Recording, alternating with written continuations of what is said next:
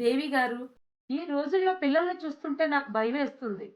చదువుంది, technology ఉంది, కానీ మానవత్వం కనిపించట్లేదు. మనం పిల్లలకు నిజంగా ఏం నేర్పుతున్నాం? మార్కులా? మెడల్సా? లేదా మనిషిగా ఉండడం ఎలా అన్నదా? రమాగారు, మీ ప్రశ్నే ఈ కాలానికి అవసరమైన అర్థం. పిల్లలు మన మాట వినరు. మన జీవితాన్ని చూస్తారు.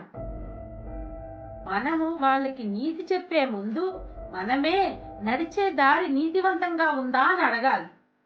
అంటే నేరుగా ఇది మంచి, ఇది చెడు అని చెప్పడం సరిపోదా?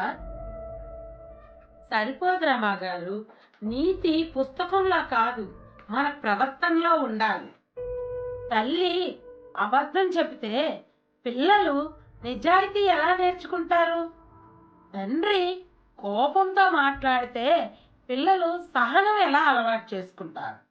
అయితే పిల్లల్లో నైతిక విలువలు పెరగాలంటే ముందుగా మారాల్సింది మనమేనా? అవును రమా గారు, 1000 ఉపదేశాల కన్నా ఒక మంచి ఆచరణ గొప్పది. పిల్లలకు మనం ఇచ్చే గొప్ప ఆస్తి భూములు కాదు, బంగారం కాదు, మంచి మనసు. ఇప్పుడు అర్థమైంది దేవి గారు. పిల్లల భవిష్యత్తు స్కూల్లో కాదు, ఇంట్లో తయారవుతుంది. అవును, ఇల్లు దేవాలయంగా మారితే పిల్లల జీవితం పుణ్యక్షేత్రంగా మారుతుంది. పిల్లలకు నీతి నేర్పాలంటే ముందు మనం నీతిగా జీవించాలి. మంచి పిల్లలు పుట్టరు, మంచి తల్లిదండ్రుల చేత తయారవుతారు.